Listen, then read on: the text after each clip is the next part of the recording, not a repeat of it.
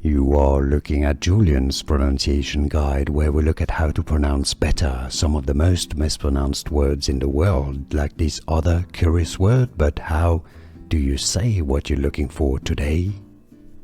Let's learn how to pronounce this word. In English, both British and American English pronunciations may have a similar pronunciation. They may have a slightly different spelling with a Z or a S at the end, but it's the same pronunciation. How to pronounce empathize, thighs, stress on the first syllable, verb, empathize pronunciation. Here are more videos on how to pronounce more confusing words and names too many mispronounced. Like this video if you found it useful. I appreciate your support. I'll see you soon and thanks for watching.